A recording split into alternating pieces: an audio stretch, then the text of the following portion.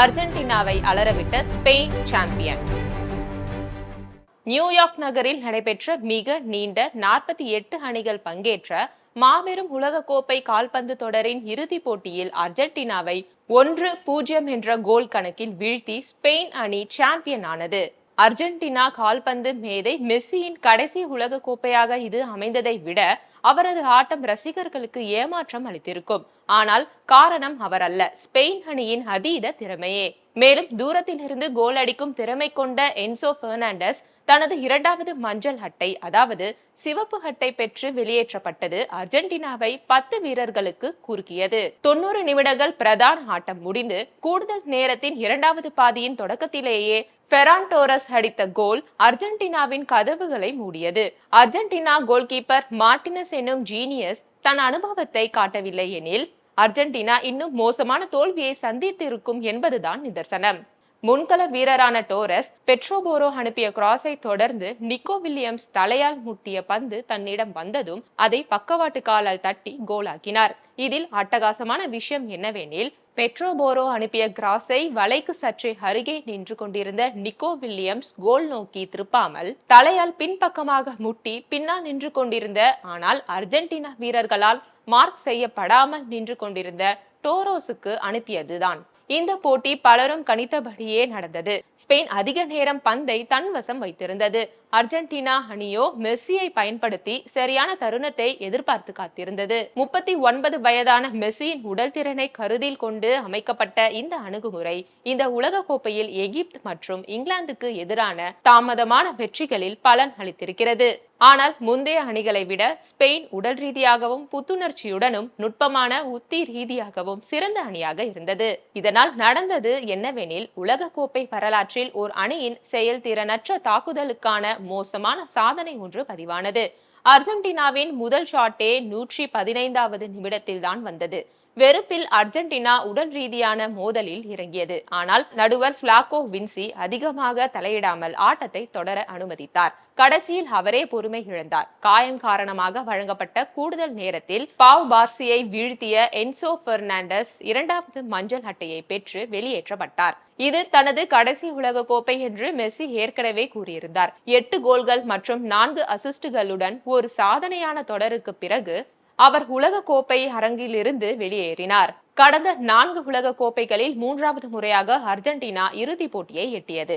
2014இல் ஜெர்மனியிடம் தோல்வியடைந்த அந்த அணி 2022இல் பிரான்சை வீழ்த்தி கோப்பையை வென்றது. ஏற்கனவே ஐரோப்பிய சாம்பியனாக இருந்த ஸ்பெயின் 8 போட்டிகளில் ஒரே ஒரு கோலை மட்டுமே விட்டுக் கொடுத்து இந்த உலக கோப்பையை நிறைவு செய்தது. காலிறுதியில் பெல்ஜியத்துக்கு எதிராக மட்டுமே அந்த அணி கோல் விட்டது.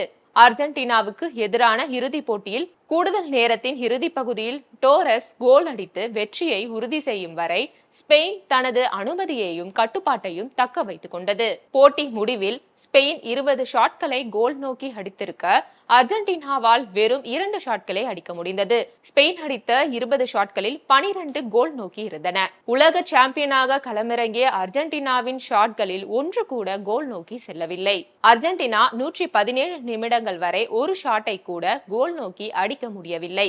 இதற்கு அந்த அணி எந்த விளையாட்டையும் விளையாடவில்லை அல்லது அணியில் மிகப்பெரிய பிரச்சனை இருக்கிறது என்று பொருள். வழக்கமான 90 நிமிட ஆட்ட நேரம் முடியும் வரை ஸ்பெயின் கோல் நோக்கி அர்ஜென்டினா ஒரு ஷாட்டை கூட அடிக்கவில்லை. அது கோல் நோக்கி சென்றதா இலக்கை தவறியதா என்பது கூட கேள்வி அல்ல. ஒரு ஷாட் கூட இல்லை. கூடுதல் நேரத்திலும் அர்ஜென்டினாவின் ஷாட் இல்லாத நிலை நீடித்தது. என்சோ பெர்னாண்டஸ் வெளியேற்றப்பட்டதால் அந்த அணி 10 வீரர்களுடன் விளையாட வேண்டிய நிலைக்கு தள்ளப்பட்டது என்பதும் ஒரு காரணமாக இருந்தது. இதில் பெரும் பகுதி ஸ்பெயினின் சிறப்பான ஆட்டத்துடன் தொடர்புடையது. 8 போட்டிகளில் வெறும் ஒரு கோலை மட்டுமே விட்டுக் கொடுத்து அந்த அணி தொடரை முடித்தது.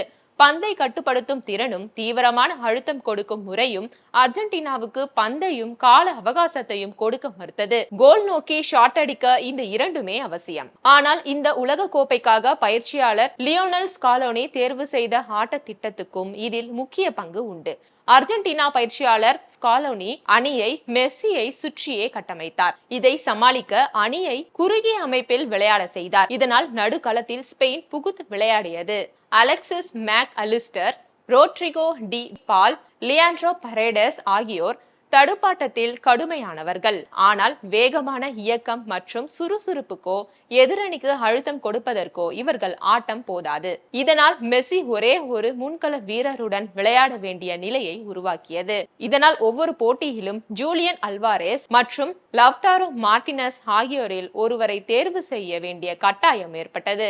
மெஸ்ஸியையும் இந்த உலக கோப்பையில் அவரது செயல்பாட்டுகளையும், அதாவது 8 கோல்கள் 4 அசிஸ்டுகள் அணியில் இணைக்க இதுவே ஒரே வழி என்று ஸ்கலோனி கூறலாம். அவரது முடிவை நியாயப்படுத்தும் வகையில் மெஸ்ஸியின் செயல்பாடுகள் இருந்தன. ஆனால் மாற்று ஆட்டத்திட்டம் இல்லாதது இறுதி போட்டியில் தெளிவாக வெளிப்பட்டது. அர்ஜென்டினா விரக்தியிலும் உடல் ரீதியான மோதல்களிலும் சிக்கிக் கொண்ட போது அந்த அணியின் மிக திறமையான சில வீரர்கள் பெஞ்சில் அமர்ந்திருந்தனர். அர்ஜென்டினா கோல்கீப்பர் மார்டினெஸின் ஜீனியஸ் சேவ்கள் இல்லையெனில் ஸ்பெயின் குறைந்தது 4 கோல்களையாவது போட்டிருக்கும்.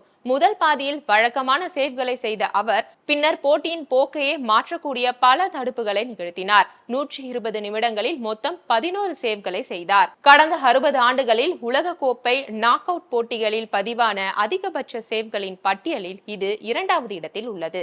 அதிலும் வலது கையில் காயத்துடன் விளையாடபடியே மார்டினஸ் இந்த சாதனையை படைத்தார். ஸ்கோர் 1-0 என்று இருந்தாலும் மார்டினஸ் இல்லாமல் இந்த போட்டி முற்றிலும் வேறு விதமாக அமைந்திருக்க கூடும். இந்த இறுதி போட்டியில் ரைட் விங்கில் லமின் யமால் தடுக்க முடியாத சக்தியாக திகழ்ந்து அர்ஜென்டினா பெனால்டி பகுதிக்குள் பந்தை பல முறை செலுத்தினார். கோலை நோக்கியும் அடித்தார். ஆனால் மார்டினஸ் தடுத்து விட்டார். மேலும் சுயநலமாக ஆடாமல் பந்தை கோலுக்கு அருகிலும் கூட சக வீரருக்கு பாஸ் செய்தார். அவரது இந்த பண்பை புகழ்ந்த ஸ்பெயின் பயிற்சியாளர் பியூயண்டே, யமால் மிக சிறப்பாக விளையாடியுள்ளார். இது அவர் முதிர்ச்சி அடையவும் ஏற்கனவே இருப்பதை விட இன்னும் சிறந்த கால்பந்து வீரராக உருவெடுக்கவும் உதவும். அவர் அணியின் நலனுக்காக உண்மையாகவே தியாகம் செய்தார். எனது அணியில் இது மிகவும் முக்கியமானது. என் பார்வையில் அவர் ஒரு சிறந்த உலக கோப்பை தொடரை விளையாடினார் என்றார். உலகக்கோப்பை இறுதிப் போட்டியின் முடிவில் கண்ணீருடன் இருந்த மெஸ்ஸியை ஸ்பெயினின் பிரகாசிக்கும் இளம் நட்சத்திரமான லமின் யமால் அணைத்து கொண்ட தருணம் ஒரு குறியீட்டு சம்பவமாக தோன்றியது. அது ஒரு தலைமுறையிடம் இருந்து மற்றொரு தலைமுறைக்கு மகுடம் கைமாறிய தருணம் போல இருந்தது. 39 வயதிலும் ஒரு நாட்டை தனது தோள்களில் சுமந்து தொடர்ந்து வெற்றியை தேடித்தர முடியும் என்ற ஆசைக்கு இறுதியில் யதார்த்தம் முற்றுப்புள்ளி வைத்தது. இந்த உலக கோப்பை முழுவதும் மெஸ்ஸி அபாரமாக விளையாடினார். ஆனால் ஸ்பெயின் அவருக்கு மிகவும் வலுவான அணியாக அமைந்தது. மெஸ்ஸி கோல் நோக்கி ஒரு ஷாட் மட்டுமே அடித்தார்.